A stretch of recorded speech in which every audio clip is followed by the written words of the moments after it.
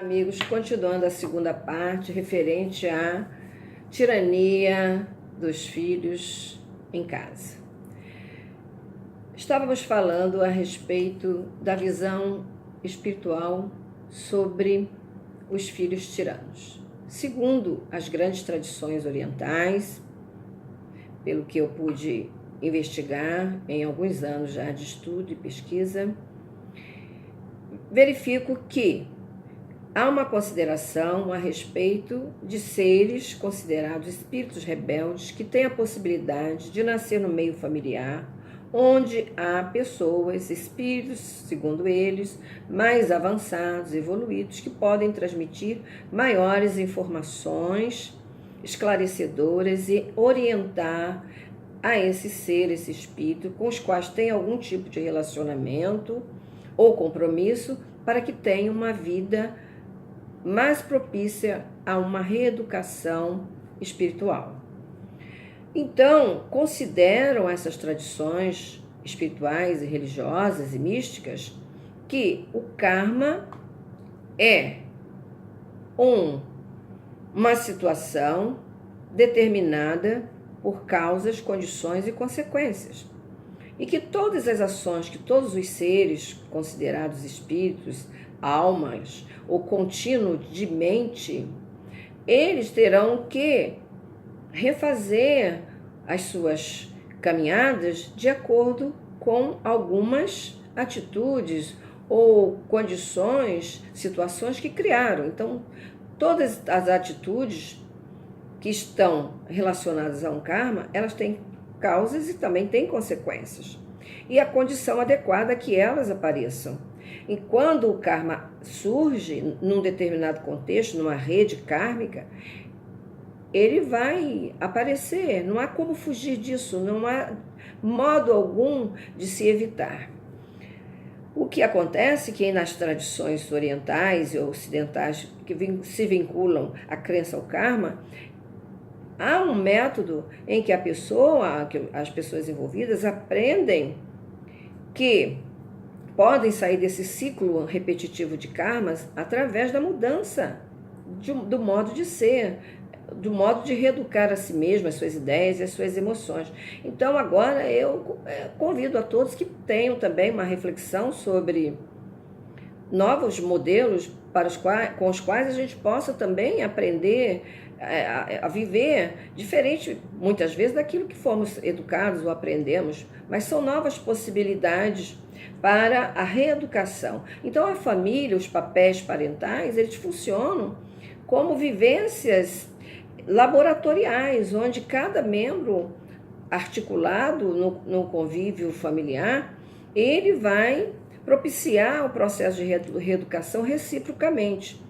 Então, a importância é que os conflitos deixados, digamos, nas vidas passadas, nas existências passadas, eles podem ser elucidados, esclarecidos através, então, do convívio, que para muitos é desagradável, muitas vezes, pela falta de compreensão. Quanto mais compreensão a respeito da vida kármica, mais será possível resolver também os conflitos que surgem no seio familiar.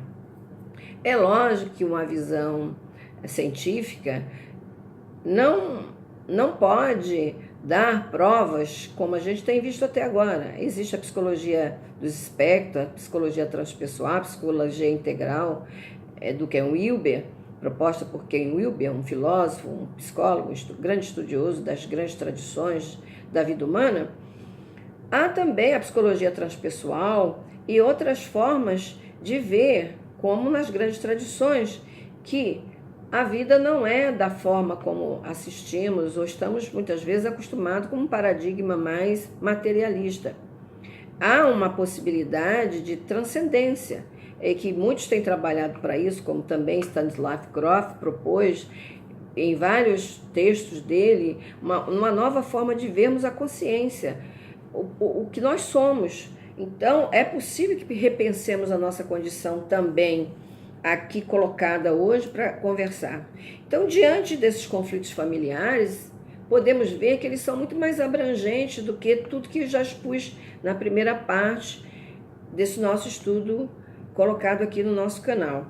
Então, é possível que possamos ir adiante, mesmo não tendo as provas científicas que comprovem a reencarnação. Há tentativas, há estudo de casos sobre reencarnação, mas a ciência ortodoxa, ela não tem uma visão, ela não tem uma proposta para dizer, acredito, podemos aceitar ou não a reencarnação. Mas também, assim como ela não tem uma proposta para dizer que a reencarnação não existe, ela também não tem nenhuma proposta para afirmar que não existe. Então, continuamos do mesmo modo, cada um seguindo as suas orientações, os seus modelos, as suas intuições, e isso é muito importante.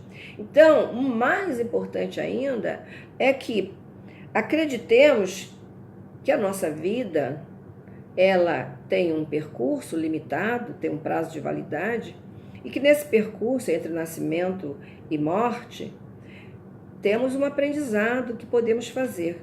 Quando existe a visão do karma, há uma possibilidade que as pessoas se tornem mais responsáveis pela vida, pelo tempo, pelo convívio com as pessoas e que tentem aproveitar de modo mais equilibrado todo tipo de relacionamento, porque segundo a lei do karma, todas as pessoas com quem encontramos, elas têm a ver com o nosso aprendizado e nós também com o delas.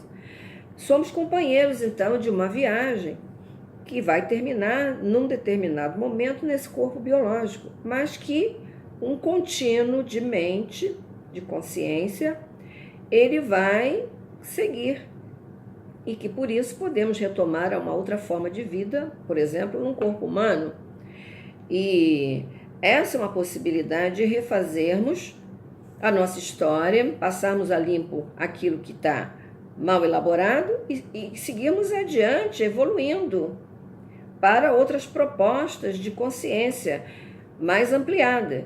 E nesse momento, então, a família funciona preponderantemente como uma possibilidade de reeducação, em que o respeito, em que bases para um amadurecimento através da inculcação do aprendizado de valores mais perenes, mais transcendentes, que permitam a evolução, o amadurecimento desse ser transitando, possa então permitir que a gente tenha um crescimento mais ampliado.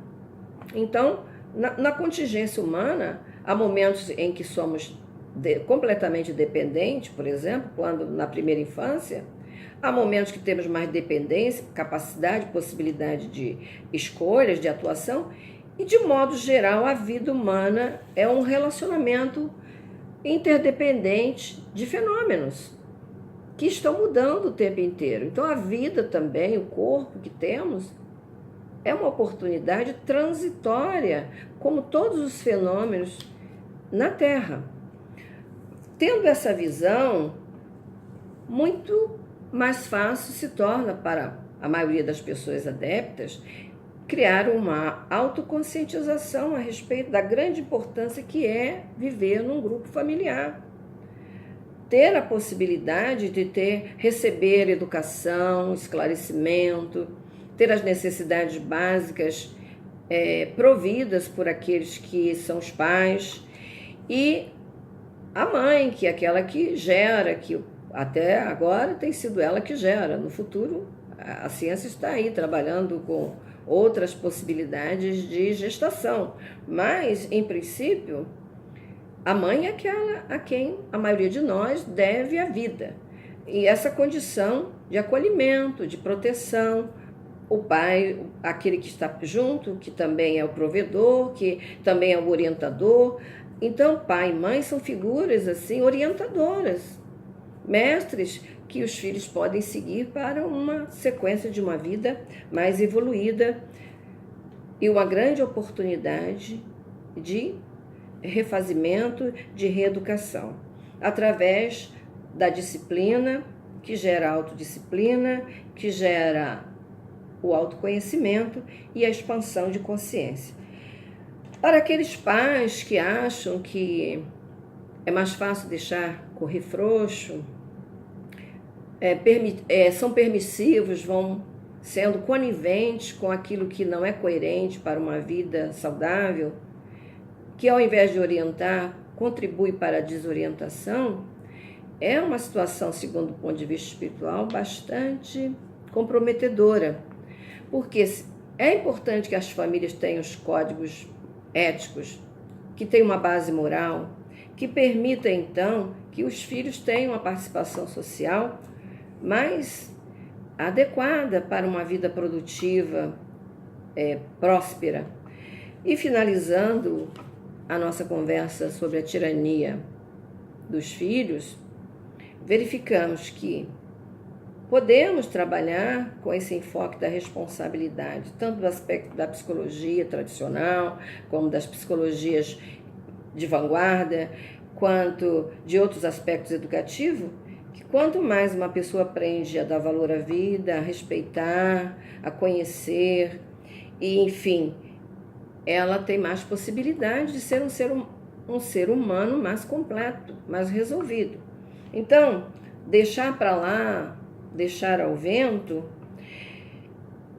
é se colocar numa condição de que quem planta vento, colhe tempestade. E é melhor, então, pensar em corrigir aquilo que não funciona, que não é bom para ninguém, do que chorar ou se desesperar mais tarde. Diz um grande mestre de meditação que eu conheço, o Lama Gangchen Rinpoche, que todos nós temos espaço mental suficiente para criarmos as soluções para os nossos problemas. E que podemos também, segundo as escolas psicológicas mais avançadas, os conhecimentos da neurobiologia, que podemos transcender além dos conceitos fixados na nossa mente e reformular o nosso cérebro, o nosso jeito de ser, nosso modo de pensar, usando, por exemplo, a possibilidade do pensamento pós-racional, sair dessa lógica, dessa racionalidade viciada em certos padrões e ousar outro tipo de viver, outro modo mais abrangente de viver, mais aberto. Aquilo que aprendemos como verdades, então, tão absolutas e tão fechadas, podem ser postas à prova através de novos experimentos, de novas vivências, de novos modelos. Enfim, meus amigos, como disse, o importante para nossas vidas não é o que acreditamos ou deixamos de acreditar, o que sabemos, ou os títulos que temos, mas o mais importante é a experiência que vivemos. E a experiência direta, ela conta muito.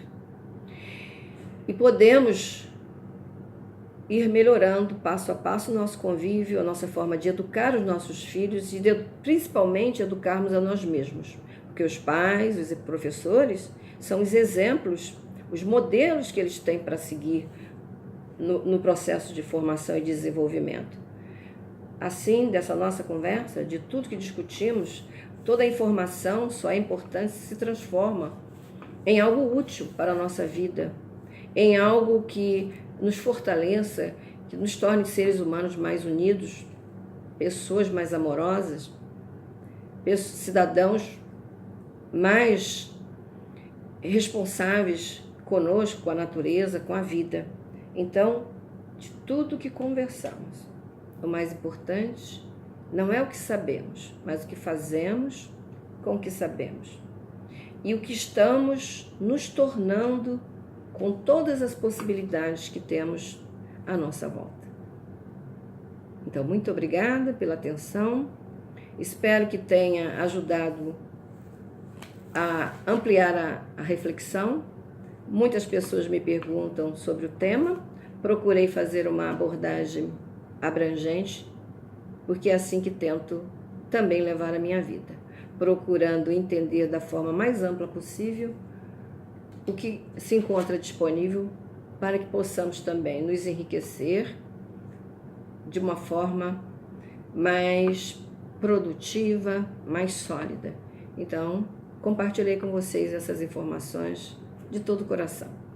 Então, muito obrigada pela atenção, pelo carinho. Até o próximo encontro neste canal.